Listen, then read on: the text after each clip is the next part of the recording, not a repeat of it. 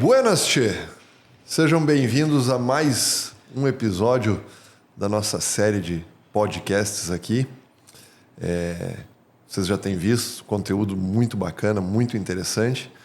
Então, antes de começar, eu já peço aí que você, para não perder nenhum episódio dessa nossa série, curta e compartilhe, que você não vai perder nenhum episódio, ainda vai ajudar a gente a levar esse conteúdo para mais pessoas, né?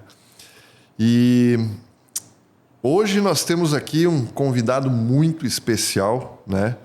Ele que é formado em Administração, Negócios e Marketing pela Universidade Católica de Brasília e também em Direito, né?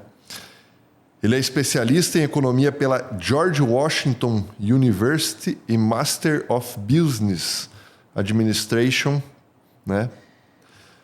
E, além disso tudo, esse convidado, ele, por um momento muito especial na história brasileira, ele foi presidente do Banco do Brasil, né? Justamente no momento de crise extrema, principalmente aí por pandemia e tudo mais, e na época do ex-presidente Bolsonaro e do nosso ministro da Economia, Paulo Guedes.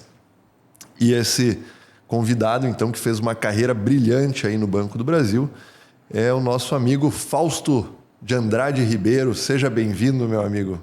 Prazer em tê-lo aqui conosco. Prazer é todo meu, Vinícius. Muito obrigado pelo convite para poder participar dessa série de podcasts que vocês fazem aqui, que eu acredito que é muito importante para o nosso ouvinte. É isso aí, Fausto. A gente traz aqui uma comunicação bem direta. A gente fala bastante com empresários, com produtores rurais e também universitários que estão querendo se desenvolver aí na carreira. E acho que para a gente começar, eu queria que você contasse um pouco da sua história aí no Banco do Brasil, né? Que ela vem muito antes do que a própria sua história no Banco do Brasil, né? É isso mesmo, Vinícius. Então, eu sou filho de funcionário do Banco do Brasil. E como filho de funcionário, eu frequentava o banco, muitas vezes para esperar meu pai sair do trabalho. Frequentava a ABB, enfim, girava tudo em torno dos colegas do Banco do Brasil. De alguma forma eu fui pegando gosto, fui pegando paixão por essa empresa e aos 20 anos de idade, juntamente com o irmão gêmeo que eu tenho, fizemos o concurso externo do Banco do Brasil e fomos aprovados. Isso foi em 1987, tomamos posse em 1988, de lá para cá fizemos uma longa história dentro do banco. Os dois juntos? Vocês dois? Passamos os dois juntos no mesmo concurso e tomamos posse na mesma agência. Olha que coisa interessante. Usavam camisas da mesma cor, assim? Gêmeos sempre tem muitas histórias, né? E muito parecidos em termos de personalidade, obviamente fisicamente também.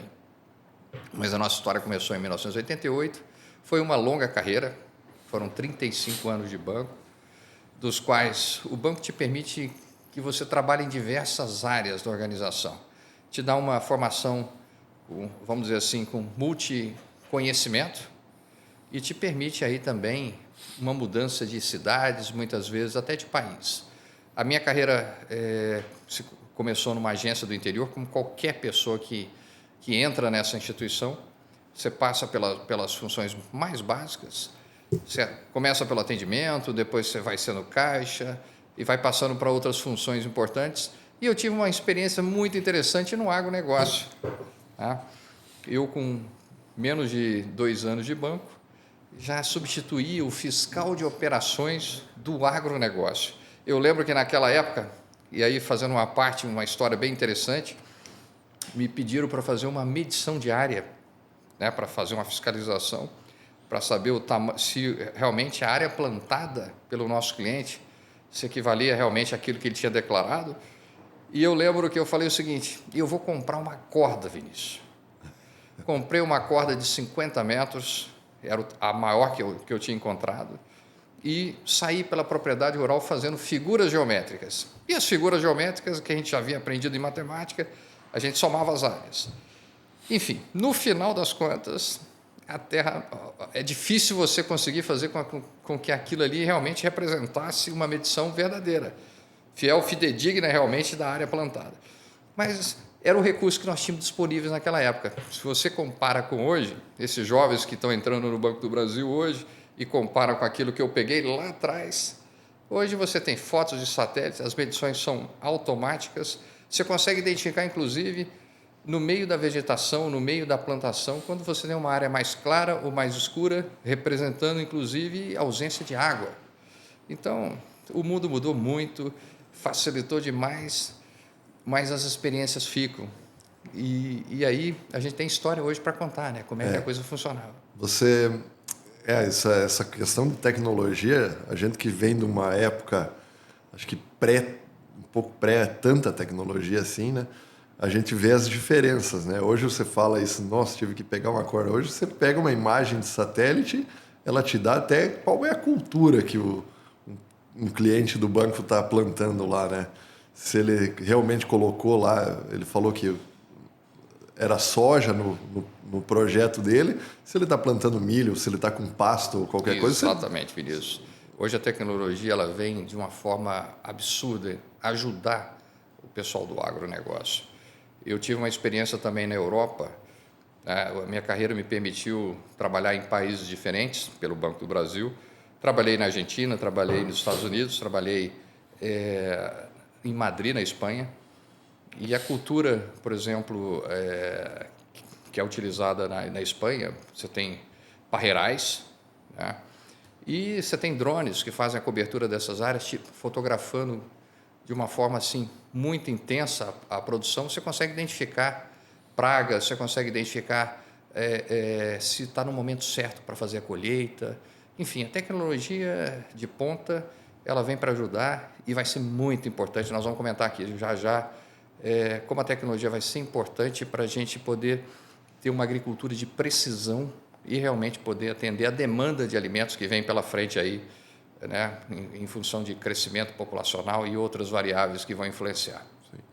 Mas e desse período ali, então? Aí você começou a crescer no banco, começou a galgar gerências, provavelmente. Exatamente. Todo funcionário que ingressa na instituição tem que passar pelas funções básicas que eu estava comentando.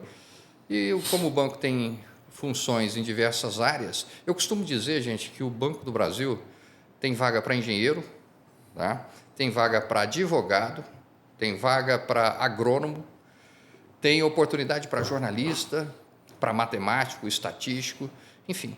É um mundo de opções. O banco realmente atua em todos os setores da economia, precisa de especialistas de diversas áreas e a gente vai aproveitando essas oportunidades dentro do banco e aprendendo.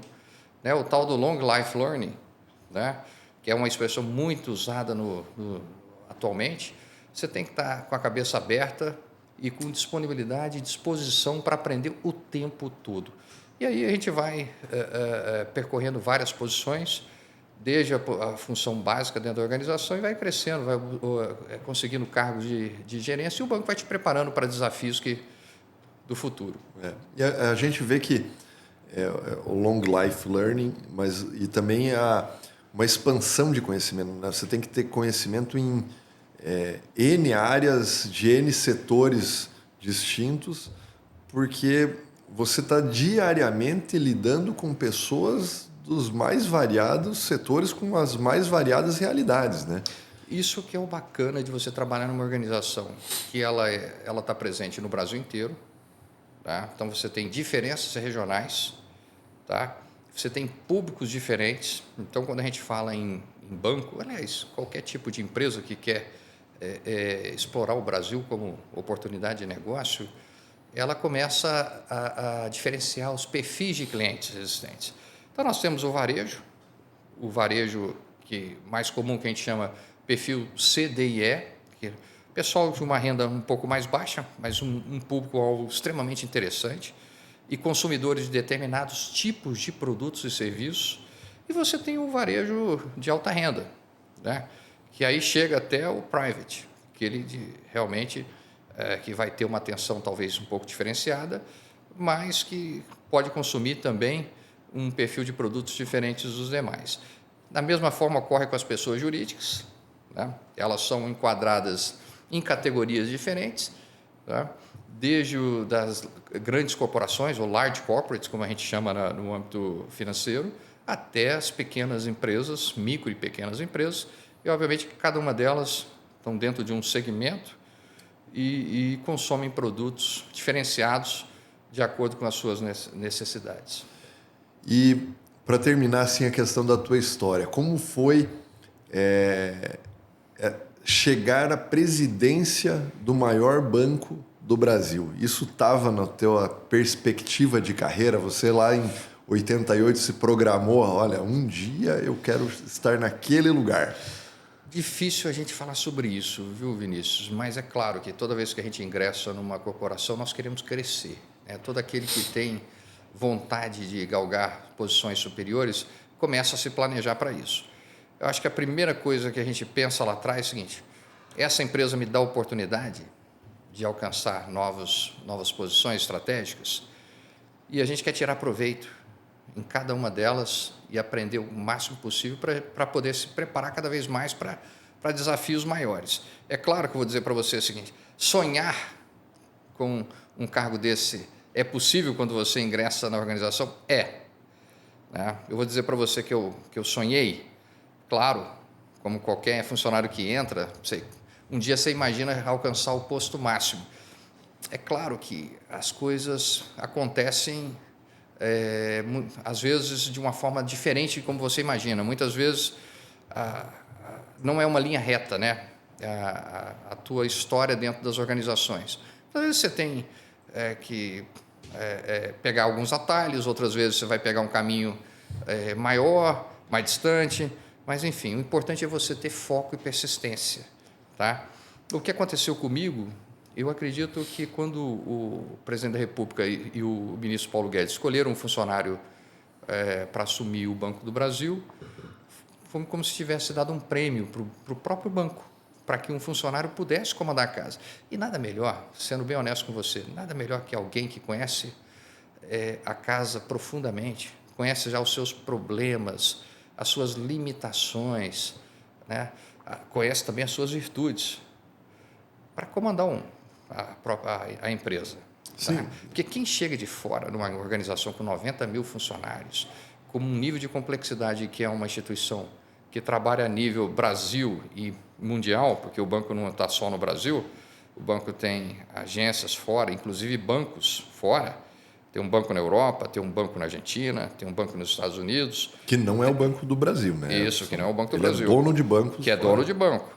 E que tem unidades espalhadas por todo mundo, o nível de complexidade é altíssimo. Então, alguém que vem de fora, até ele entender a dinâmica e o funcionamento de uma organização tão complexa como essa aí, demora pelo menos 6 meses para poder ter uma visão sobre a complexidade e ter uma visão sobre os grandes problemas que acontecem. Então, alguém de dentro da casa, de fato, ele pode acelerar esse processo. E a gente entendeu como uma verdadeira deferência, né, do presidente da República e do ministro da Economia quando escolhe alguém da casa para fazer isso. Quer dizer, é um voto de confiança muito forte. Sim. É uma responsabilidade imensa, porque um banco com o potencial do Banco do Brasil, ele tem um poder de transformação muito grande, né? Eu, quando criança, quando acompanhava meu pai pelo interior, meu pai era gerente do banco, a gente percebia claramente, quando passava 2, 3, 4 anos num determinado município, a força de uma instituição como essa. Aumentava-se o comércio, né? Porque tinha mais dinheiro na economia, os empréstimos, de alguma forma, fazem a economia se movimentar. O agronegócio começava a dar sinais claros de sua potência, né? Na década de 70, 80, isso que eu estou comentando contigo. A gente percebia claramente o desenvolvimento daquelas pequenas comunidades e eu acredito que o Banco do Brasil foi extremamente importante para a interiorização do Brasil. Sim. Tá? E conseguiu acelerar esse processo, né, de transformação do país no seu interior. A gente vê principalmente o interior do Brasil e principalmente regiões de fronteira agrícola, né, que são os lugares mais afastados normalmente, onde se está exercendo agricultura, pecuária, é que lá na década de 70, 80, até 90, a importância do Banco do Brasil ele era quase como a única opção dos produtores rurais, né? A partir ali de meados de 90 para os anos 2000 e hoje, a gente tem uma pulverização da oportunidade de crédito muito maior, né? Até pelas empresas, né? Muitas que financiam produtores, e também de bancos privados. Mas lá atrás, a gente tinha quase que uma exclusividade, né? O gerente do Banco do Brasil era mais importante que o prefeito da cidade, muitas vezes, né? É isso aí, Vinícius. O gerente do Banco do Brasil tinha uma força e naquela época lá, você não tinha sistemas que pudessem centralizar a informação na capital, lá em Brasília, e o gerente tinha um poder tremendo, da caneta, que a gente brincava, falava assim, por que o gerente é tão poderoso? Porque os limites de crédito, a análise de crédito e a decisão final ficava lá na ponta. Hoje você tem uma forma de trabalhar mais descentralizada. Sim. Né? Em alguns aspectos e centralizadas em outro. Então, por exemplo, toda a parte de decisão de crédito é tudo feito através de forma automática pelo sistema, coletando dados e informações daquele cliente, como receita, patrimônio, né? Resultado, histórico. Hoje você tem o sistema tomando decisões de alocação de limites de crédito para você de uma forma muito mais rápida e muitas vezes muito mais segura, tá? E de alguma forma permitiu que o gerente ficasse mais livre, as agências ficassem mais livres para fazer negócio, para fazer o relacionamento social com a comunidade, para trabalhar muito essas relações que eu acho que são extremamente importantes. Talvez a diferença hoje em relação aos bancos que têm rede e aos bancos que não possuem isso aí, é essa relação pessoal que precisa ser feita, que muitas vezes a gente sabe que o Brasil, nós somos diferentes quando a gente olha para dentro, não adianta a gente achar que somos todos iguais. Você, quando vai numa determinada região, tem um perfil de público diferente da outra, mas o mais importante é que a relação pessoal, ela continua sendo extremamente importante para você criar a confiança, gerar essa confiança entre cliente e empresa para você fazer negócio, tá? Então, o Brasil, na verdade, gente, ele tem vamos dizer assim, essa diferença. Nós somos um país continente, né? Nós somos um continente praticamente, com diferenças regionais que nos permitem entender bem, né? Por estarmos com mais de 3, 4 mil agências espalhadas por esse país, a gente consegue conhecer muito bem as sutilezas e as diferenças regionais de cada um dos nossos estados brasileiros. Sim.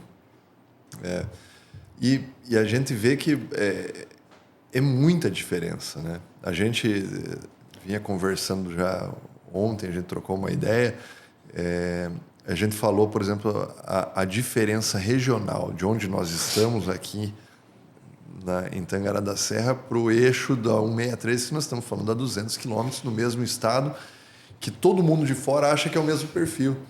E nós temos uma regionalidade aqui e uma diferença de critérios, assim, não é nem critérios, mas de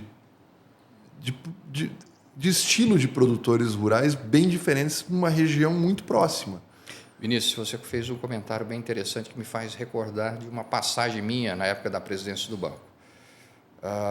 BR-163, né, todo um país como o nosso, tão gigante, vamos dizer assim, e que concentra 49,8% da produção de grãos na região centro-oeste, quer dizer, metade daquilo que a gente produz está aqui nessa região. E vamos dizer assim, o escoamento dessa produção, ela ocorre pelos portos brasileiros, que estão lá no litoral. Então, isso traz um problema adicional, talvez um grande desafio desse país, que é para melhorar toda essa infraestrutura para escoamento dos grãos. Né? E eu lembro quando o governador me ligou. Governador Mauro Mendes. Mauro Mendes, na época eu estava na presidência do banco, me pedindo um apoio em relação para destravar todo um processo de negociação que estava ocorrendo em relação à BR-163. A Odebrecht, que tinha sido a empresa vencedora do processo licitatório lá de trás, né, tinha passado por aqueles problemas que nós sabemos, e os bancos que eram os credores daquela operação com a Odebrecht acabaram ficando com o que estava construído até aquele momento, os trechos da rodovia, com os pedágios. E a única forma de fazer a duplicação da BR-163 para poder melhorar esse processo de escoamento, porque, segundo o governador Mauro Mendes, em alguns trechos você tinha congestionamentos enormes, de quilômetros. E isso, de alguma forma, isso é perda operacional.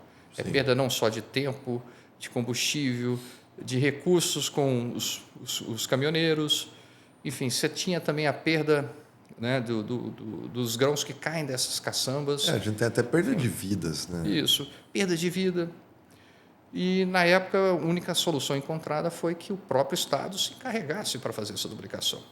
Mas o entrave estava justamente na questão relacionada à cessão desses direitos creditórios, vamos dizer assim, dessa operação para o próprio Estado.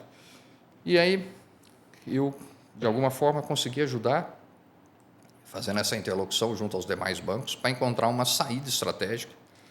E nós conseguimos concluir essa operação antes do final do mandato do governo anterior, do governo federal. Tá? E o governador ficou muito grato, tá? E eu também, muito feliz por ter participado dessa solução para auxiliar o agronegócio do Mato Grosso, que eu considero extremamente relevante para esse país. Então, você sabe, Fausto, uma curiosidade é que Mato Grosso produz todos esses grãos ali, né, que hoje deve dar quase 30 e poucos % da produção nacional, em apenas 8% da sua totalidade de área. Então, assim, se a gente tivesse... obviamente, muitas áreas não são aptas, né, ao cultivo, e outras, 60% do estado é floresta, né, ou cerrado, ou floresta amazônica, ou pantanal. Então, assim, tem uma capacidade de crescimento ainda só utilizando áreas de pastagem degradada. Nós temos aí pelo menos 6, 7, 8 milhões de hectares aptos a você converter isso em grãos e também numa pecuária mais produtiva. Mas de nada adianta você ter toda essa capacidade de ampliação, e nós não estamos falando nem em abertura de área aqui, nem perto disso. De nada adianta você ter tudo isso se você não tem como você tirar isso daqui. Exatamente. Né? E hoje a BR-163 ainda é um gargalo, né? Mas a gente vê que está rapidamente mudando para a duplicação, né? Então, as saídas para os portos sendo mais rápidas. A gente tem hoje ferrovias também chegando mais próximos. Tem acho que a Ferrogrão tem um projeto para chegar até ali a região de Lucas do Rio Verde. Então, tudo isso você aproxima os portos. Aproxima os portos, tira os caminhões das estradas, que é um risco muito grande para a vida de todo mundo, né? E além de baratear o custo, né? Mas a gente não está nem tão preocupado quanto isso. É realmente você ter essa oportunidade. Porque um caminhão ele não pode levar mais do que 2, 4 dias fora de casa, né? Você tem que ser rápido, você tem que ser dinâmico. Ele tem que ir, entregar, voltar, né? Então, a gente tem um problema ainda em toda essa infraestrutura, seja até mesmo armazenamento. O Banco do Brasil sempre foi um órgão que ajudou os projetos de armazenamento aqui em todo o estado, né, em todo o Brasil, né, porque tem esse viés estratégico, tem esse pensamento, né, Ô Vinícius, você tocou num ponto aí que eu acho que vale a pena a gente mencionar aqui, até para trazer um pouquinho de dados aí para o nosso ouvinte, né? Eu tive a honra e a felicidade de participar de 2 COPs, em Glasgow, na Escócia, e depois em Sharm el-Sheikh, no Egito. E qual foi a demanda que me passaram à época? Fausto, O Banco do Brasil é o maior parceiro do agronegócio. Nós precisamos levar a bandeira do agronegócio lá para fora e mostrar que o agronegócio brasileiro não é o vilão, e sim o protagonista dessa conservação do meio ambiente. Bom, trabalhei bastante com o pessoal da Embrapa para trazer os números, né, para essa pauta. E olha que interessante, o Brasil tem um código florestal que nenhum outro país no mundo tem. E esse código florestal, ele traz algumas demandas importantes, como as áreas de proteção permanente, as reservas legais. Que país do mundo abre mão do seu solo para exploração, que geraria riqueza, distribuição de renda, né, para simplesmente preservar? E esse Código Florestal, se eu não me engano, no Rio Grande do Sul, exige que 20% da área do agricultor seja preservada, seja intacta. E não é só intacta, ela precisa ser protegida, porque não pode ter exploração ilegal de madeira, não pode pegar fogo, não ter incêndio, os animais não podem entrar, porque causa dano, e isso tem um custo, estimado pela Embrapa na época, de mais de 15 bilhões ano, tá? Só para essa vigilância contínua e permanente em cima dessas áreas. Bom, se você pegar o Brasil inteiro e fazer uma média, porque no Rio Grande do Sul é 20%, mas você vai subindo isso ao longo do país, né, batendo 80% lá no Acre. Aqui no Mato Grosso já tem. Isso. Você vai ter uma média no Brasil de áreas preservadas de 50%. É isso em propriedades privadas. Exatamente. Eu costumava, nas apresentações que eu fazia lá na COP, para as pessoas que passavam pelo estande do Brasil, eu falava bem claramente, é como se tivesse uma propriedade privada e que você tivesse 2 quartos e alguém dissesse para você, falasse assim, olha, só pode usar um, mas o outro você tem que manter limpo, organizado, tá? Mas você não vai poder usar. Então é mais ou menos isso que acontece, olhando sobre essa ótica para o solo brasileiro. Você tem 50% do país preservado, intacto. E o mais bacana é assim, você comprou um apartamento de 2 quartos e pagou pelos 2 quartos. E pagou pelos 2 quartos. Tá? Enfim, então o Brasil ele é exemplo para o mundo. E o agricultor, para usar as boas práticas, seja integração lavoura, pecuária, né, a forma de produção nossa, ele tem que ser exemplo para o mundo. Eu costumo dizer que a COP que vai acontecer agora no Brasil, quem tem que ensinar esse pessoal aqui quais são as melhores práticas somos os brasileiros. Quem tem que dar aula, né? Quem tem que dar aula, não é o estrangeiro que vai vir aqui para dizer para a gente o que a gente precisa fazer. Nós somos exemplo, nós temos a maior matriz energética do planeta. Que país tem a matriz energética como a nossa? Então, nós temos um solo extremamente preservado, conforme eu comentei. Então, o Brasil tem que ser exemplo para o mundo. E você lidou muito com esses mercados internacionais e pessoas ao redor do mundo todo. Qual é a visão que esses países têm? Eles têm uma visão de que nós estamos realmente atacando o mundo ou isso é muito mais um pensamento restrito a ONGs, a pessoas com, às vezes, interesses escusos contra o Brasil? Vinícius, eu acho que tem de tudo um pouco. É claro que se nós não formos mais ativos nesse processo de comunicação, nós vamos deixar alguns discursos, né, alguém contar a história para nós. E quando alguém conta quando alguém conta a história para você, a narrativa pode ser diferente daquilo que você pensa. Então eu acredito que em algum momento, né, lá atrás, nós deixamos bastante essa narrativa ser dada por terceiros. Estamos muito mais ativos, né, nos últimos anos para dar essa narrativa. É aquilo que eu comentei. A nossa narrativa nas COPs que eu tive a oportunidade de participar foi exatamente essa. Para dizer, não, espera aí, né, o agricultor ele é o protagonista dessa história. Tá? Ele, além de ser um grande produtor, além de alimentar, ajudar a alimentar o mundo, ele também preserva. Tá? Ele tem um custo, ele é onerado por esse custo da preservação. Ele não pode explorar integralmente aquilo que ele comprou, que ele adquiriu. Mas em prol do meio ambiente, ele ele de alguma forma, ele exerce esse papel de protagonista no processo de preservação. 1/3 das áreas que estão preservadas no Brasil estão na mão de proprietários de terras, pessoas físicas ou jurídicas particulares. Privado. Isso. Privado. É isso aí. Então, assim, a gente está falando de 1/3 de tudo que é preservado no Brasil está na mão de um produtor rural. Ou seja, é muita coisa, é muita área para ele ser considerado um vilão. Né? Exatamente. Então, assim, na verdade, a gente está batendo realmente em quem está nos ajudando ou está ajudando o mundo, né? Nessa ótica de sustentabilidade e tudo mais. Né?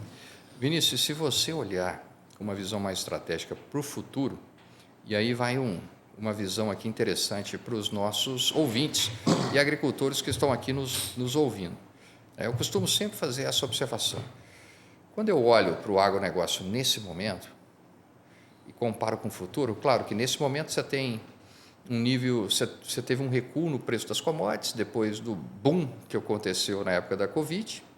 É claro que na época da Covid nós tivemos um crescimento muito alto do preço das commodities, provocado principalmente pelos lockdowns, pela dificuldade de transporte. O alimento teve dificuldade de chegar, de fato, no seu destino.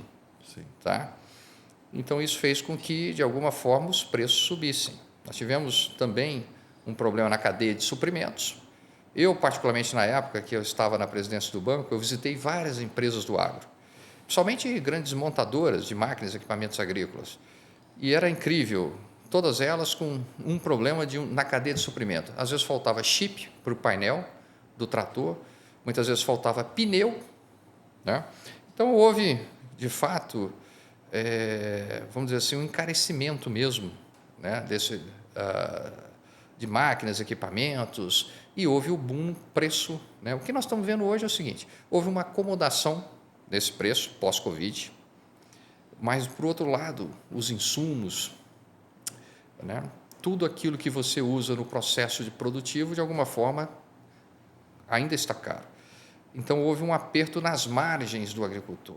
Tem muito agricultor que, às vezes, fala para mim: Fausto, soja eu fiquei no 0 a 0, ganhei no milho.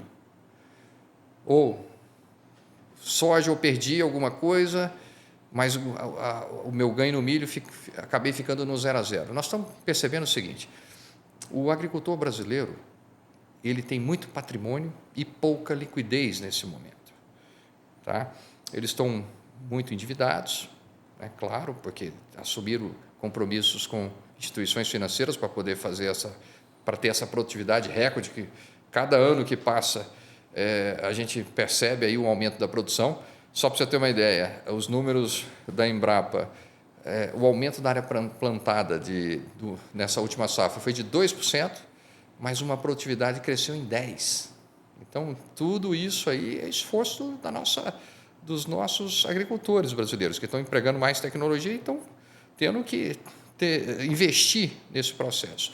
Mas eu queria fazer um olhar mais estratégico para 2050. Se você olhar para 2050, Vinícius, você vai ver um mundo com mais 2 bilhões de habitantes. Tá? Então, a estimativa de crescimento populacional é 25% da população atual. Nós vamos sair de 8 bi e pouco, para 10 bi pessoas nesse mundo. Obviamente que isso vai ter aumento de demanda por alimentos. Nós temos um outro problema, a bola da vez é a Índia. Né? Se você pegar a China de 30, 40 anos atrás, você pode projetar o crescimento que vem pela frente na Índia. A Índia é a China de 30 anos atrás. Ela vai crescer a 2 dígitos. A Índia é um país extremamente populoso, tem 1,450 bilhões de pessoas, 100 milhões a mais que a China, e é um país que, quando aumentar a renda per capita interna,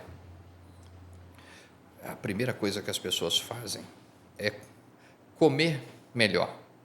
Né? Se você pegar os hábitos alimentares dos chineses e as transformações que ocorreram ao longo desses últimos 30 anos, a gente brinca que de comer insetos ou comer enfim, coisas que não são tradicionais, alimentos que não são tradicionais, passaram a se alimentar de frango, de carne, e agora retornar aos hábitos anteriores é muito mais difícil.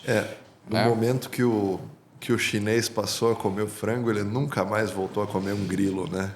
É Com todo exatamente respeito isso. à cultura chinesa aqui, mas é uma brincadeira. Bom, continuando essa análise de longo prazo, questões climáticas sempre estarão na pauta. Os temas podem ficarem, o tema pode ficar um pouco mais ameno, dependendo da ideologia política que tiver no comando, né, dos países, mas é um tema que vai estar sempre por trás dos debates. Essa pauta ESG, para mim, ela vai permanecer, e essa questão climática, ela vai ter que ser cuidada de alguma forma, com muito cuidado, com muito carinho, com muita atenção, porque vai estar sempre por trás dos debates.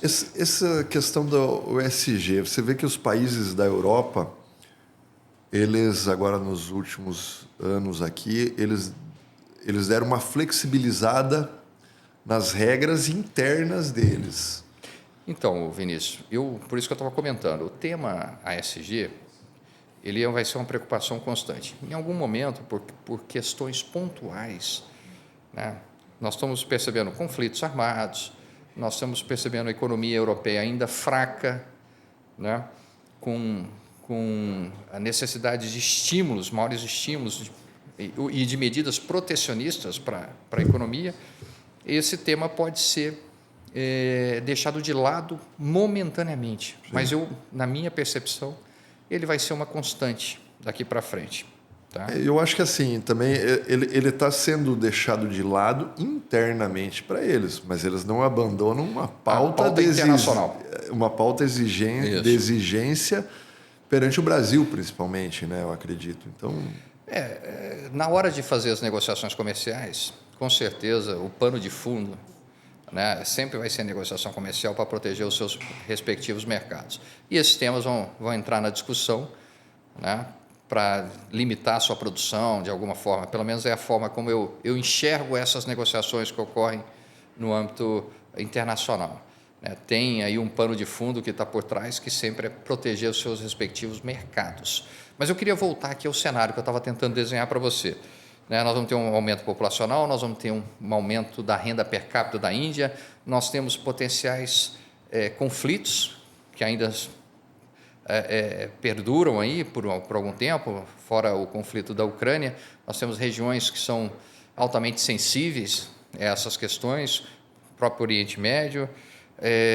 Nós tivemos pandemia recente, e isso demonstrou que o mundo está muito integrado, de alguma forma. Nada impede que a gente possa vir a ter uma nova pandemia daqui para frente. Enfim, nós vamos ter uma pressão enorme sobre produtividade. Nós vamos ter que ter agricultura de precisão. Tá?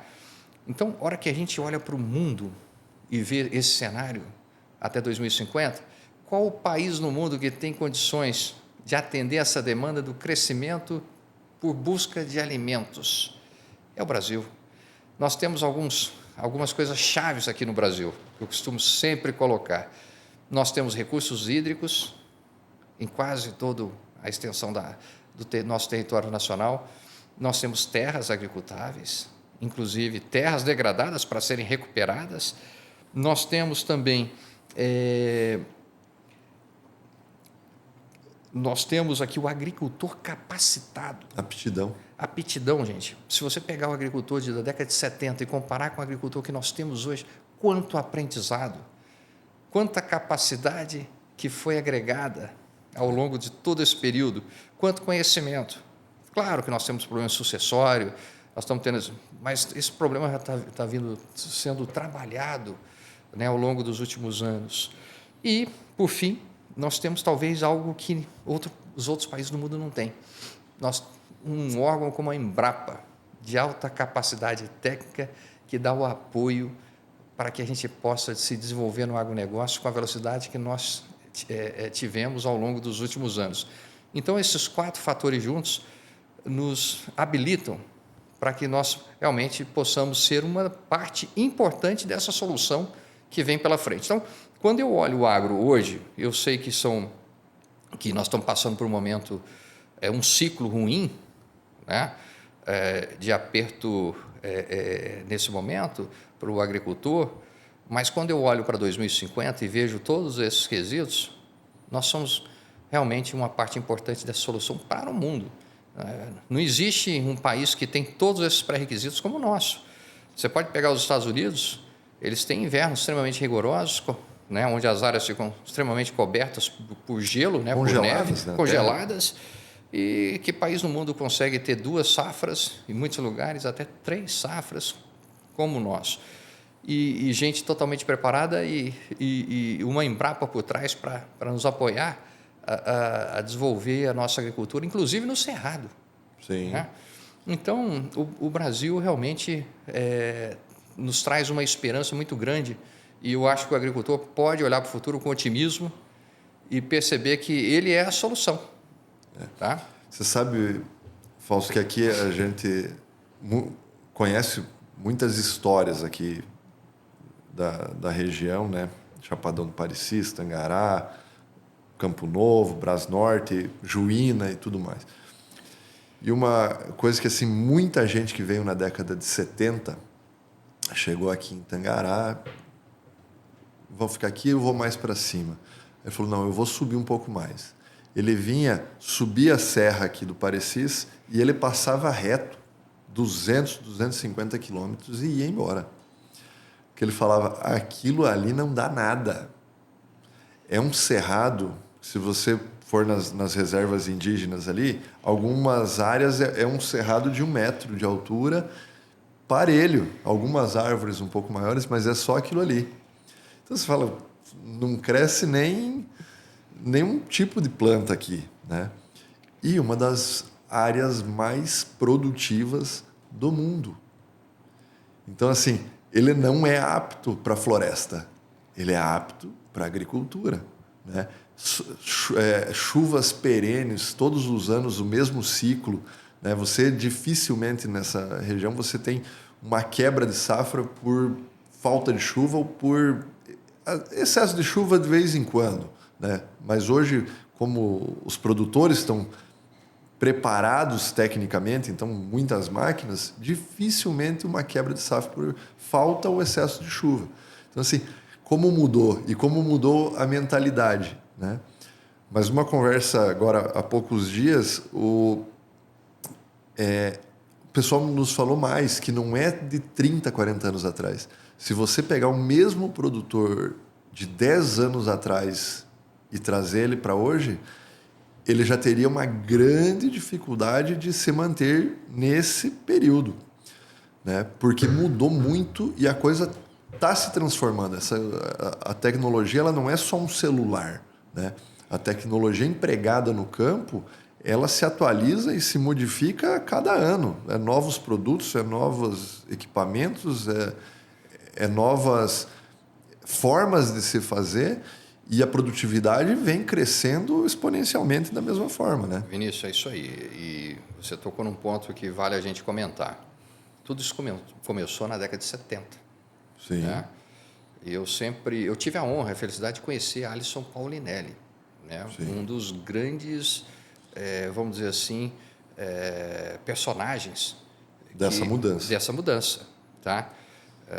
Então, Embrapa, toda a tecnologia que nós temos hoje no campo vem de todo esse período, de todo esse trabalho construído desde a década de 70, né, que permitiu que a gente fizesse um local, como você comentou aí, que aparentemente não havia produtividade alguma, o Brasil se transformar num grande celeiro desse mundo, né, de um produtor de alimentos, fazendo com que a gente tivesse uma capacidade hoje, né, impensável. Nós chegamos aí, batemos aí, se eu não me engano, a previsão da safra é de 320 e poucos milhões de toneladas de grãos, né? Então, é um absurdo de crescimento quando você compara lá da década de 70 para cá e você compara com o tamanho de extensão de área que nós tivemos, é muito maior em termos de produtividade. Os gráficos são tá? extremamente... E outro ponto que você mencionou, o agricultor que não se mantiver atualizado em relação às grandes tecnologias, ele vai sofrer, tá? Porque a tecnologia está aqui para ajudar.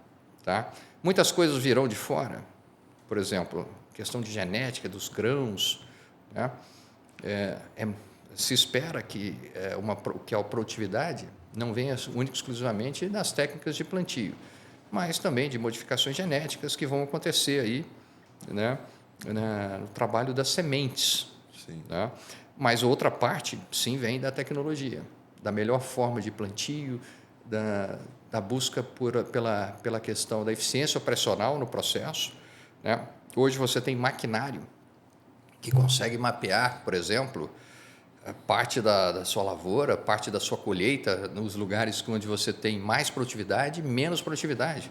Obviamente que essa informação vai ser armazenada no sistema para que no próximo plantio você possa aplicar mais adubos, fertilizantes naquelas áreas com menos produtividade. Você vai ter uma eficiência melhor em todo esse processo, você vai controlar desperdícios, tá? No processo de cultivo, e com isso você vai melhorar as margens, tá, do agricultor. Então, e cada vez no mercado cada vez mais competitivo, essa questão de controle de custos é extremamente importante. Então, eu vejo hoje os agricultores, muitos, já pensando em sair das suas planilhas para buscar soluções mais sofisticadas, em sistemas cada vez mais capacitados para fornecer informações melhores, para que ele tome decisões mais adequadas em relação ao seu processo de cultivo. E da mesma forma, Fausto, queria entrar num outro ponto aqui, mas a gente começou falando da tua trajetória aí no banco e era uma realidade o produtor rural lá na década de 90, que ele tinha quase que uma opção, né? E hoje você se desligou do banco ali ao final do governo do presidente Bolsonaro e acabou montando uma empresa também que é voltada à captação de recursos, renegociação de dívidas e muitas vezes para produtores rurais. Isso aí, Vinícius. Eu aproveitei toda essa experiência ao longo de 35 anos de banco, me juntei com outros 2 diretores do Banco do Brasil e mais um outro colega que nós trouxemos da iniciativa privada e montamos uma empresa chamada BX2 Capital. Tá? O que basicamente nós fazemos ali? Basicamente 3 grandes vertentes de atuação. A primeira delas, muito simples. Ajudamos os agricultores, ajudamos as empresas a renegociar suas dívidas junto aos bancos. Nós estamos falando de todos os bancos, tá? Dos 5 maiores bancos brasileiros, como o Banco do Brasil, Santander, Bradesco, Itaú, tá? E Caixa Econômica, mas também bancos de cooperativas, Sicredi, Sicobi.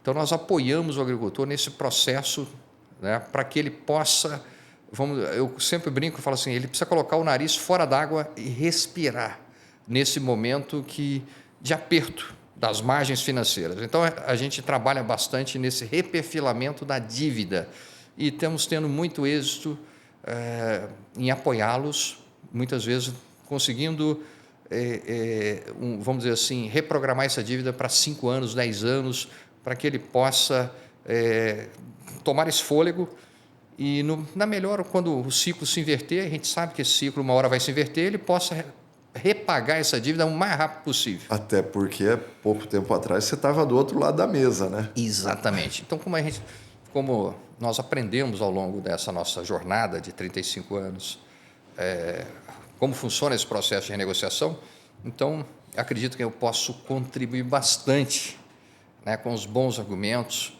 Né? No fundo, os bancos também querem encontrar soluções. Os bancos estão abertos a soluções. E nós podemos ajudar a encontrar isso aí. Bom, a segunda vertente, o segundo pilar nosso de atuação é em relação a crédito novo. Tá? Enquanto muitos desses bancos, quando você tem uma crise no agronegócio, como nós estamos vivendo nesse momento, não vamos dizer assim uma crise sistêmica, mas pontual, tá? Muitos bancos, de alguma forma, consideram que já estão com seus limites globais tomados para o agro. E aí começam a reduzir suas posições. É muito comum isso acontecer e muito natural. Né? Quando você está com um determinado setor passando por uma certa dificuldade, você vai lá e fecha um pouquinho a torneira, né, diminui a sua exposição, e controla o risco. É uma satisfação que se dá aos próprios acionistas. Por outro lado, existe uma série de outras instituições, Vinícius, menores nesse mercado, que não têm rede de agências, que não têm capilaridade, que querem uma oportunidade para chegar até esse produtor rural que antes ele não tinha acesso, porque eles já estavam sendo muito bem atendidos pelas maiores instituições. Então, enquanto alguns enxergam uma certa dificuldade e, vamos dizer assim, suspendem novas operações, outros enxergam como uma oportunidade. Então, a BX2 Capital, ela já criou um convênio com 26 instituições menores que estão sedentas para chegar a esse mercado que sempre tiveram como público-alvo, mas era difícil de acesso por falta de oportunidade. Então, a BX2 vem conseguindo, com êxito, né, trabalhar com os agricultores e buscando crédito ou alternativa de crédito junto a esses bancos menores. Tá? Esse é o segundo pilar nosso de atuação. E o terceiro, para aqueles que precisam de um apoio mais estruturante, como sendo uma consultoria financeira, um apoio para entender melhor e diagnosticar melhor a sua situação, buscando soluções mais estruturadas, é uma consultoria, somente na área financeira, para que ele possa, de alguma forma, se estruturar melhor para os processos que estão vindo pela frente. Então, basicamente, são esses três pilares de atuação.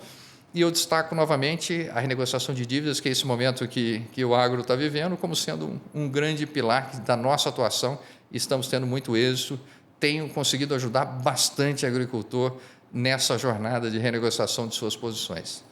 É porque a gente vê que hoje uma demanda muito alta por uma questão de recuperação judicial e no agro, né, para produtores rurais. Mas você, como bem disse, você estava do outro lado da mesa e você sabe o impacto que isso pode ter futuramente para esses produtores, né? É uma opção muito drástica e que pode ter consequências por uma vida toda, não é? Vinícius, eu, por exemplo, atualmente, eu estou em conselhos de administração de 2 empresas. E as 2, por sinal, passaram pelo processo de recuperação judicial. Esse processo ele é doloroso. Ele é traumático. Ele é traumático. Por quê? Porque você deixa alguns efeitos colaterais desse processo. Normalmente, um processo de RJ, a primeira coisa que se vende ao agricultor é que ele vai ter um desconto ou da sua dívida, ou para a empresa, né, no caso que eu estou. E esse desconto pressupõe desconto em cima do principal. Eu sempre dou um exemplo muito simples. O banco te emprestou R$100. Ele tinha que receber lá na frente 100, que é o capital, mais 20 de juros. Uma coisa é o banco abrir mão de parte dos juros numa renegociação. Eu tinha que receber 120, eu recebi 110. Outra coisa é o banco receber 60. Quer dizer, ele abriu mão dos 20 dos juros e outros 40 do capital. Quando isso acontece, normalmente os bancos possuem políticas de crédito aprovadas no âmbito dos seus conselhos de administração que não permitem que você opere novamente com o banco. Por quê? Porque o banco teve prejuízo contigo, porque perdeu parte do capital emprestado. Então, esse é o principal efeito colateral de um RJ.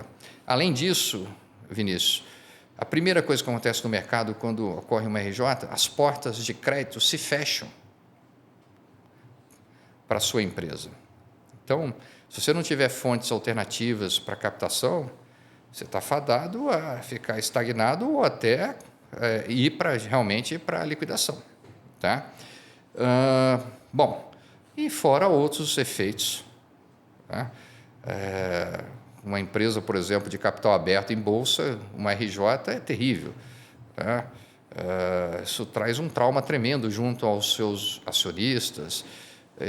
De alguma forma, todos aqueles que a gente chama de stakeholders, que estão no entorno da empresa, de alguma forma, começam a formar uma convicção muito ruim em relação ao seu negócio. Então, a RJ, além de outros inconvenientes, como você perde o controle da administração da empresa, se nomeia um administrador judicial para tomar conta do seu negócio e muito bem remunerado, por sinal, tá? Você perde o controle do seu próprio negócio. Então, a RJ tem que ser, na minha percepção, um último instrumento disponível que você vai utilizar por conta desses efeitos todos colaterais que eu comentei. Então, antes disso, tem que se esgotar toda na esfera administrativa as questões relacionadas à renegociação. Temos que aproveitar essa oportunidade que os bancos nunca tiveram tão abertos a esse processo de renegociação, porque eles estão compreendendo a situação que passa o agro nesse momento, né? No primeiro, eu acredito que até 2 anos atrás, 1 ano e meio mais ou menos, os bancos estavam mais fechados. Como as RJs começaram a crescer, passaram a sinalizar para os bancos, opa, espera aí, precisamos encontrar soluções que nos protejam também, porque de alguma forma o capital do banco está ali envolvido. Sim. Então, você pode ter certeza absoluta que os bancos querem buscar a melhor solução possível para preservar o capital que foi investido. O banco não quer a sua terra, né? Pelo menos na minha percepção. Sim. O banco quer que seu negócio ele realmente cresça e que você prospere e que você consiga pagar aquilo e seja uma constante em termos de cliente para ele, né? Em termos de operações. Então, a oportunidade nesse momento é buscar a esfera administrativa e a renegociação. Deixa a RJ para o momento, para o último tiro, que é aquele para preservar o teu patrimônio. E a gente vê, falando do agro, mas mesmo o empresário, né, da cidade e tudo mais, existe o Brasil, normalmente, ele é muito tradicional, né? Ele tem uma visão de imagem, né? E o desgaste que a pessoa tem numa recuperação judicial, no agro isso se intensifica, então é exponencial, né? Porque é o cara que ele estava ali indo na revenda, ele ia todo dia lá sentava no CTG, né? Então ele tinha um ambiente ali que ele conversava com todo mundo e ele passa a ser um cara que ele é olhado de lado e isso é fato, isso não é uma questão de... É isso aí, Vinícius. Né? Os bancos não são os únicos credores. Aí ele tem a revenda, aí ele tem o arrendador da terra, aí ele tem o vendedor de pneu, aí ele tem a revenda de combustível. Então ele tem uma cadeia inteira que ele vai deixando lesado também nesse primeiro momento. Ele tem a trading, né, muitas vezes. Então ele tem uma série de outros fornecedores que ele vai deixando ali e essa turma normalmente fazem parte do convívio dele, né? Convívio que até aquele fatídico dia eram amigos. E dali para frente essa amizade se torna bem estremecida. Talvez o impacto maior na ausência de mecanismos para financiamento do seu processo produtivo, né? Claro que tem todas essas outras questões no município pequeno, as relações interpessoais, mas o pior é você não ter mecanismo para se financiar o seu processo de aquisição de grãos, de insumos, né? De adubos, fertilizantes. De uma forma geral, o seu processo fica estagnado. Ou você tem capital próprio para pagar à vista, ou realmente você vai ter dificuldade nesse processo para seguir o seu negócio, para fazer que ele continue. E como que está hoje, assim, você sente, como que está a demanda por isso? Você sente que hoje a demanda maior é por recursos novos ou renegociação de dívidas, ou ambos? Porque muitas vezes a operação que você faz, ela engloba as duas partes, né? Boa pergunta, Vinícius. Acho que as duas coisas, sendo bem honesto contigo. Primeira coisa é colocar a situação em ordem, a casa em ordem. Tá? Tentar encontrar a solução para o seu passivo, a sua dívida. Tá? De forma que você consiga ter capacidade para produzir e pagar essa dívida. Agora, para você ter a capacidade de continuar produzindo e pagar, você precisa de crédito novo. Então, as duas coisas são importantes.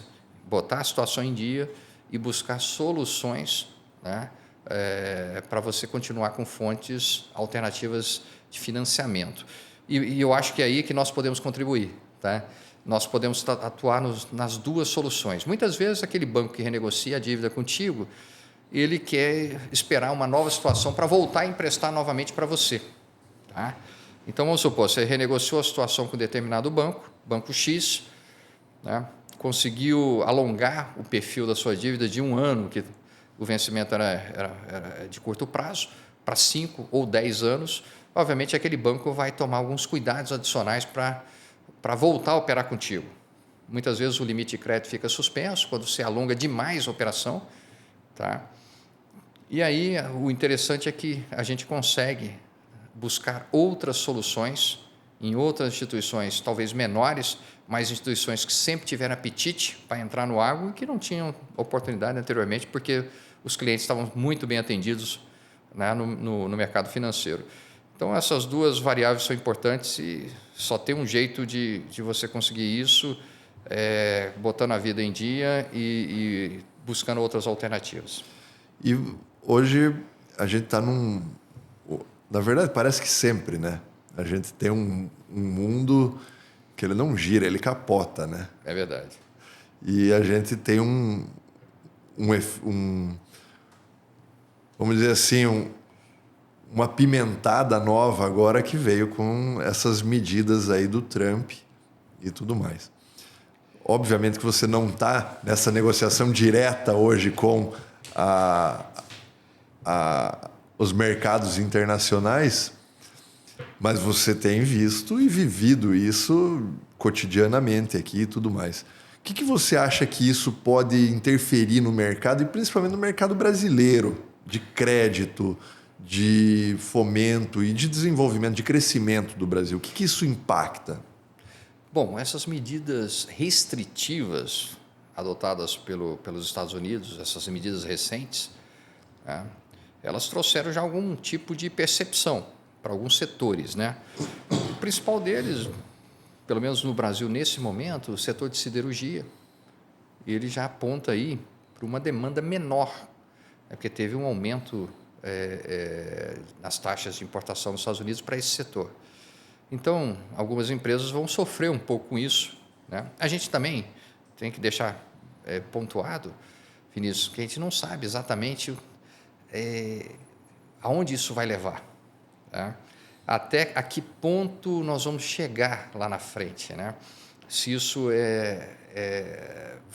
se nós vamos conseguir perceber que os Estados Unidos vai conseguir encontrar uma solução no curto prazo, ou se ele vai levar isso a ferro e fogo, né? Obviamente que isso pode trazer algumas oportunidades. Quando você briga com um player gigante como a China, né, um grande consumidor, principalmente de alimentos, né?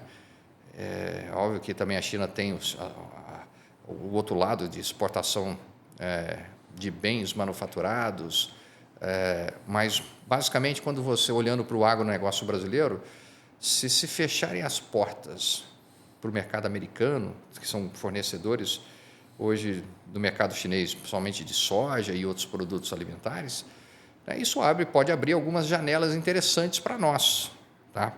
Isso pode ter uma interpretação do mercado. Quando o mercado, a gente chama de mercado, né, o conjunto de agentes no mundo inteiro que estão ajudando a formar o preço, quando eles não entendem essas medidas de forma adequada, há uma volatilidade nos preços. Então, duas coisas que a gente pode observar como consequência disso. Um pouco de volatilidade no preço por falta de compreensão exata de onde isso vai chegar. Isso traz uma percepção de uns que vão para um lado, outra percepção do outro. Isso traz volatilidade. Uns acreditam... Enfim, isso pode afetar o preço. E a segunda coisa que pode abrir algumas janelas de oportunidade para nós, brasileiros, colocarmos produtos. Agora, é bom também pontuar que se os Estados Unidos conseguirem alguns acordos, tiverem êxito nessa estratégia, conseguirem alguns acordos específicos, por exemplo, com a China, que é um grande player, e conseguir algumas vantagens para o seu produtor, isso também pode ser um efeito negativo para nós.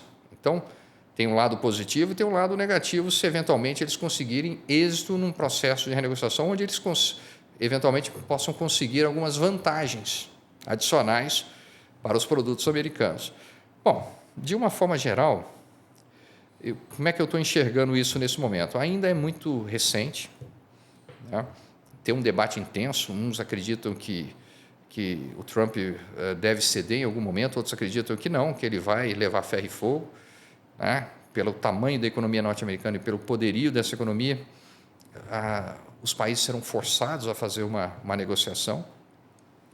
Isso, aquilo, volto a dizer, causa essa volatilidade, mas abre também algumas oportunidades para os países abrirem pautas de negociação entre eles. Independente dos Estados Unidos, eu acredito que os blocos vão se movimentar de uma outra forma. Aquele acordo que nós temos do Mercosul com a União Europeia talvez se movimente de forma mais rápida. E podem surgir outros acordos do Brasil com outros países. Enfim, alguma coisa vai acontecer em termos de movimentação, pode ser muito positivo também, para que a nossa economia se mova de forma mais rápida e busque outras soluções que não exclusivamente são relacionadas ao mercado americano. Mas, enfim, há muito que esperar disso aí, desse debate, muita coisa a gente vai assistir de camarote nos próximos dias ou meses e vamos torcer para que o efeito para nós seja o menor possível ou que, se eventualmente tiver, que seja positivo. Seja positivo. Isso. E assim, conversando com muitos empresários, produtores e tudo mais, você tem sentido uma percepção deles, né? Eles se preocupam muito com isso, acompanham mais de perto, ou você acha que existe o sentimento brasileiro que assim, não, isso está acontecendo lá, pode ter algum efeito aqui, mas eu não me preocupo tanto.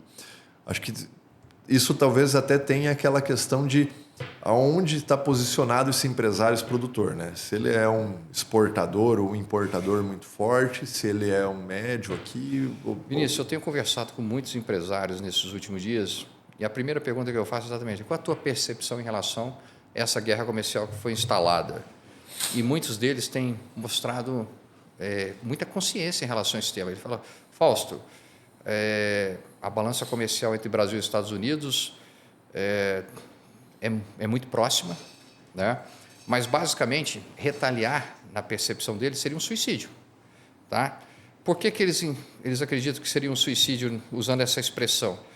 Porque, basicamente, o que nós importamos dos Estados Unidos, né, são equipamentos, máquinas ou suprimentos para esses maquinários que, se eventualmente nós taxarmos, basicamente isso vai encarecer o nosso processo produtivo, vai diminuir a nossa competitividade.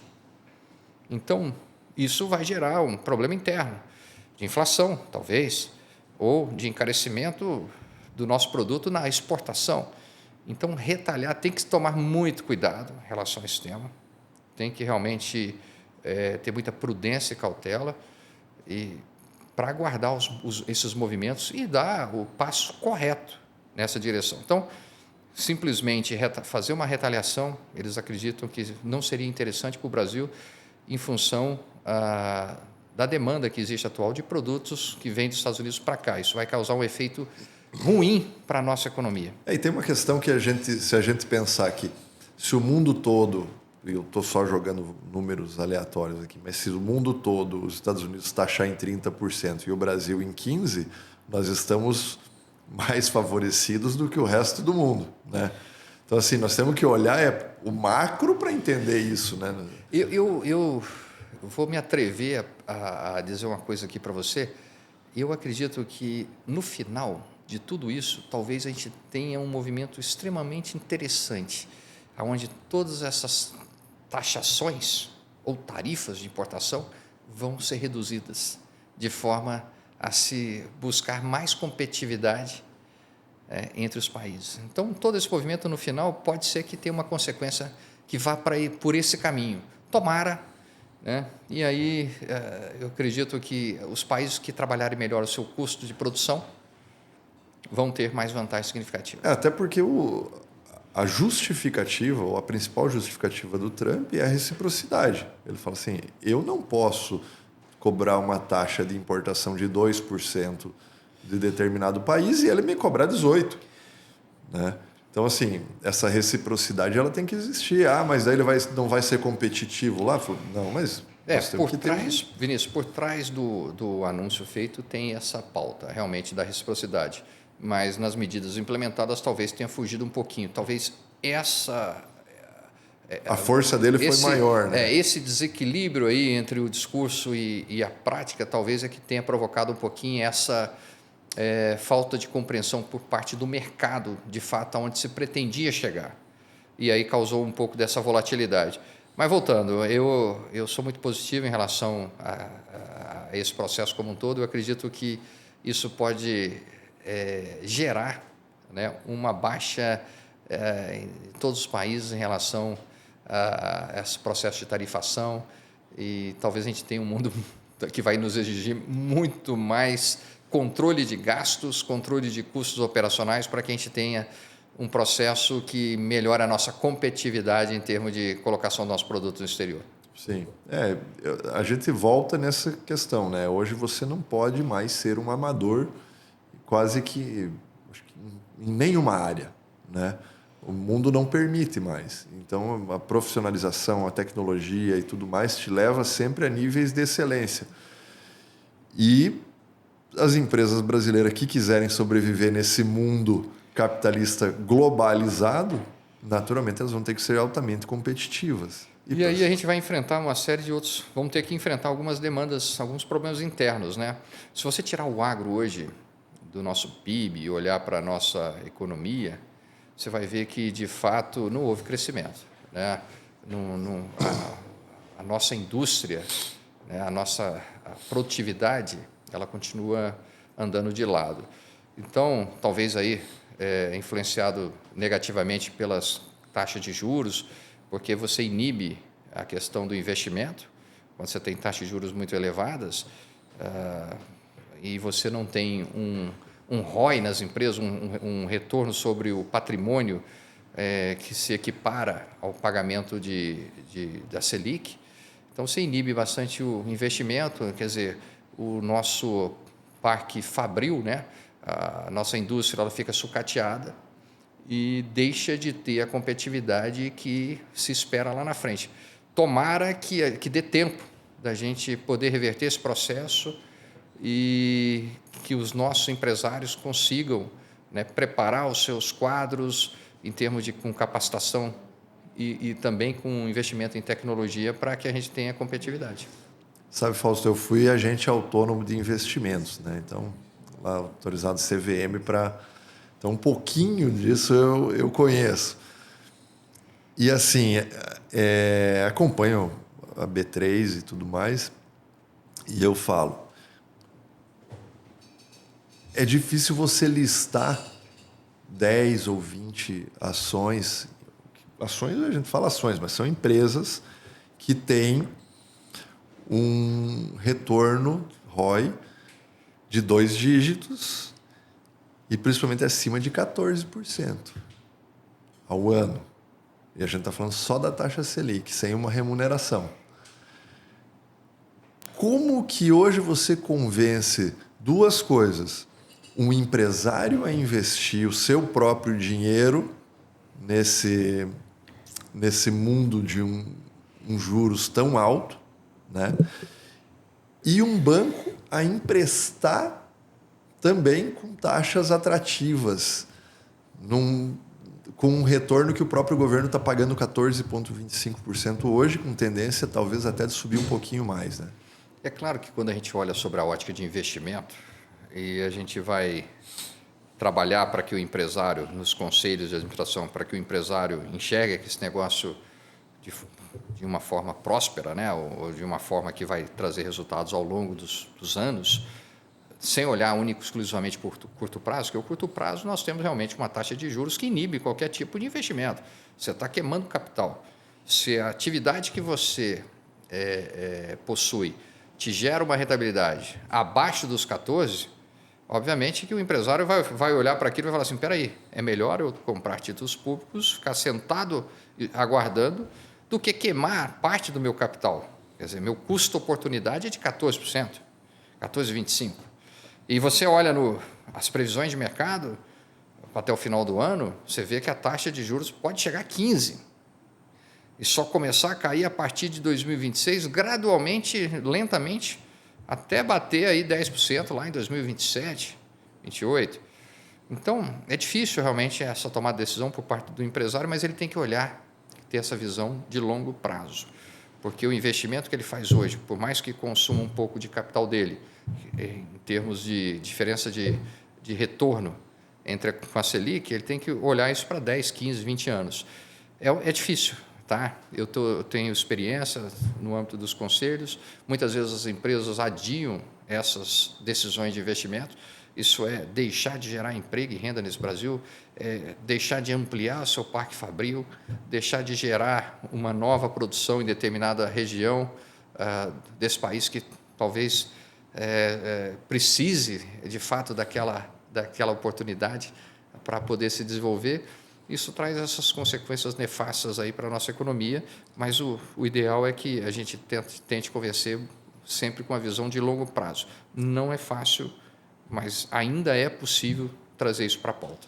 E os bancos é a mesma coisa, né? Porque o banco, ele também, se ele tem uma oportunidade de retorno de 14% com o governo, qual é a vantagem dele de... Da mesma forma, então a taxa básica Selic, gente, ela é, vamos dizer assim, a referência de mercado para as operações de empréstimo.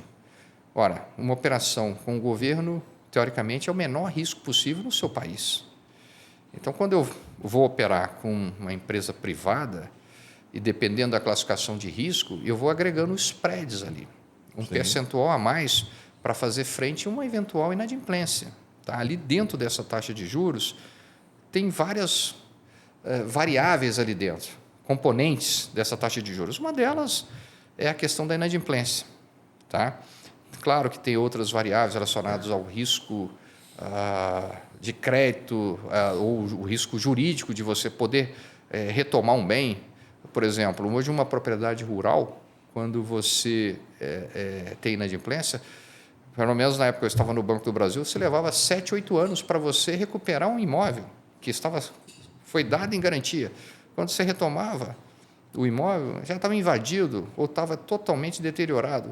Enfim, tudo isso, gente, não tem segredo. Tudo isso vai para a taxa de juros. Compõe o custo. Né? Compõe o custo da operação, de alguma forma, e isso encarece o crédito nesse país. É óbvio que a gente não consegue, aquele que não tem capital próprio para investir, precisa trabalhar com capital terceiro.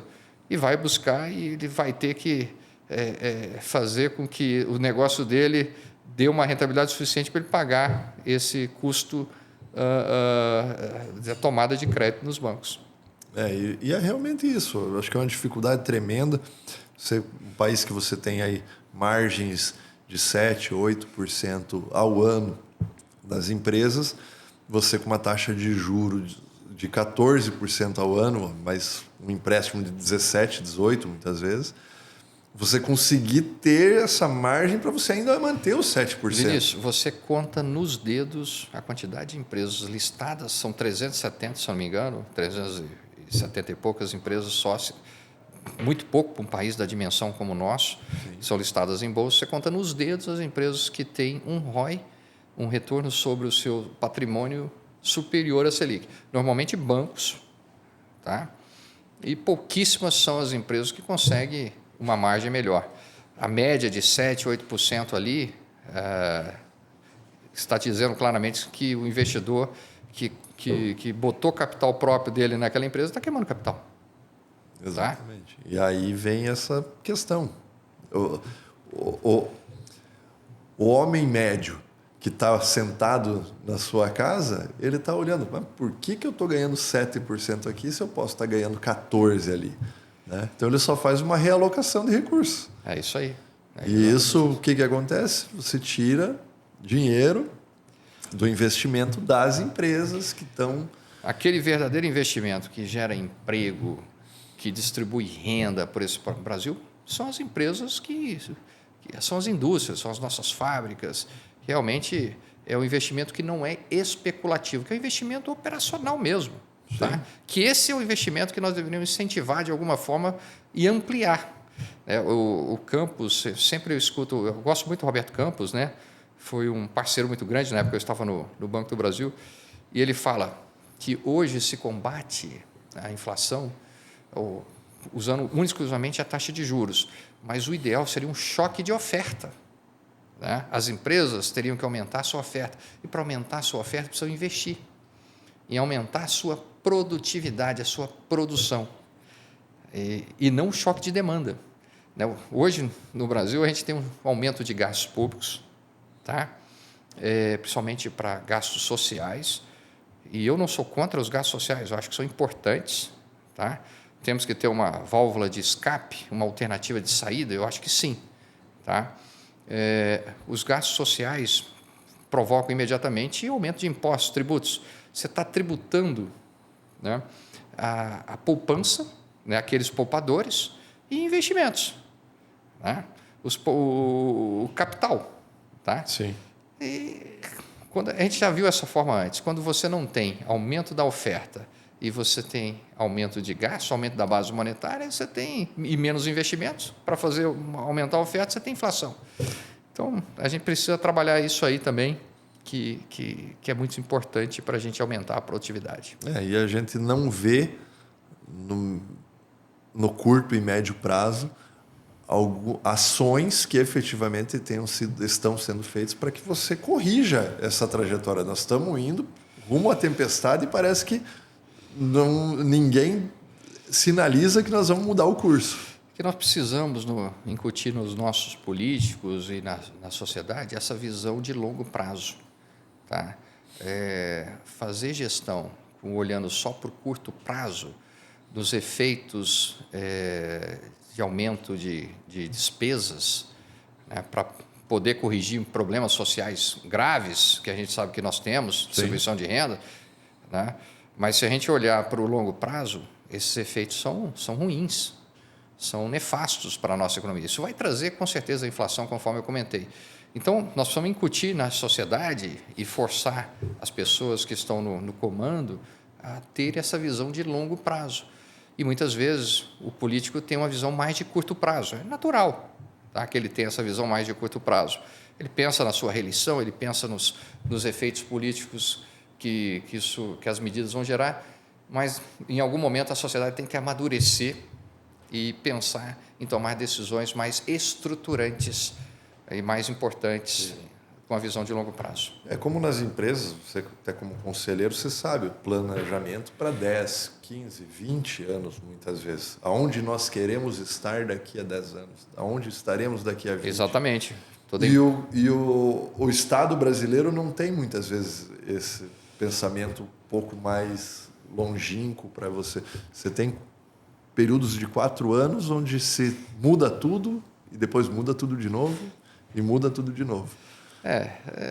Esse vamos dizer assim, quando você mistura essas duas visões, uma visão política e seus efeitos, e você compara com quando a visão do empresário, realmente dá essa distorção significativa. O empresário realmente olha para onde ele quer estar daqui 5, 10 anos, 20 anos, né? Aonde ele quer se posicionar em termos de marca, em termos de resultado, em termos de volume de receita, né?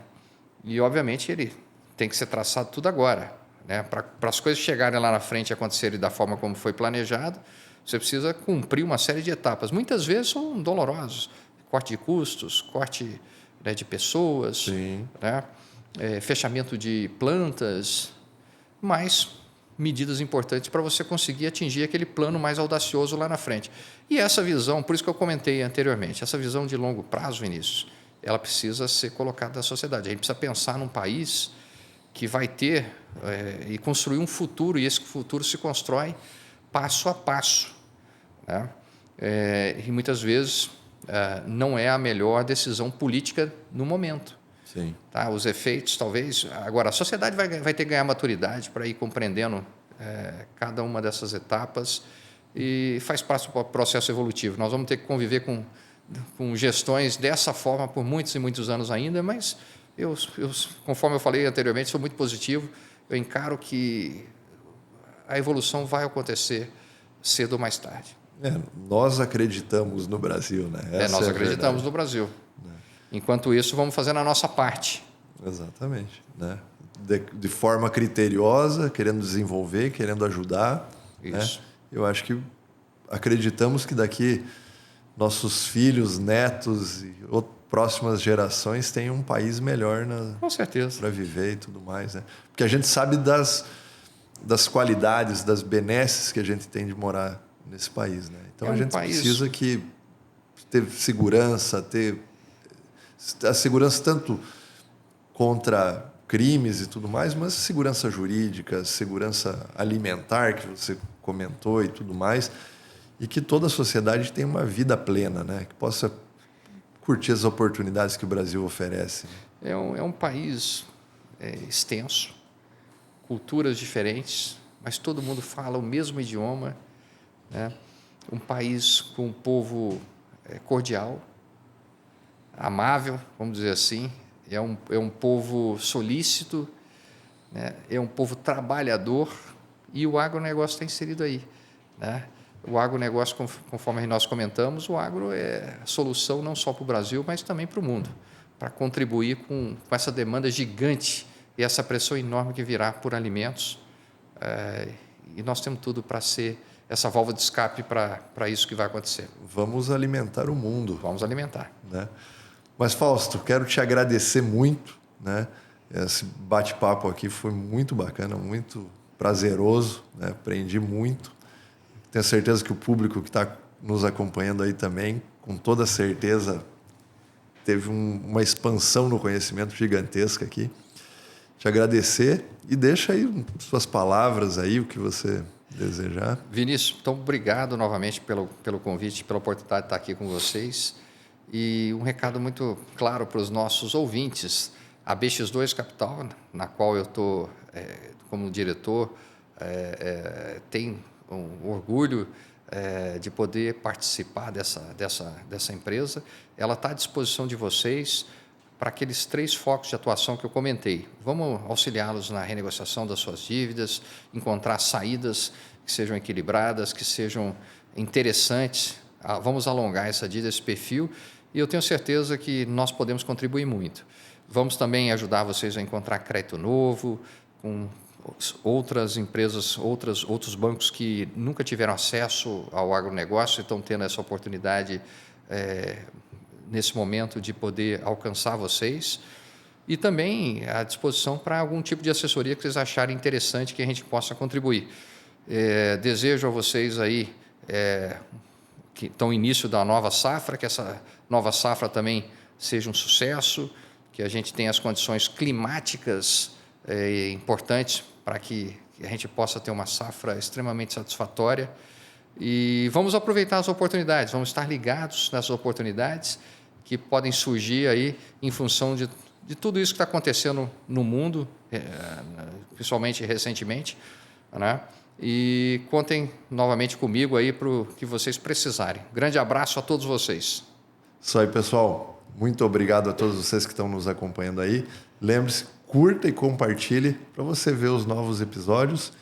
E um forte abraço. Obrigado.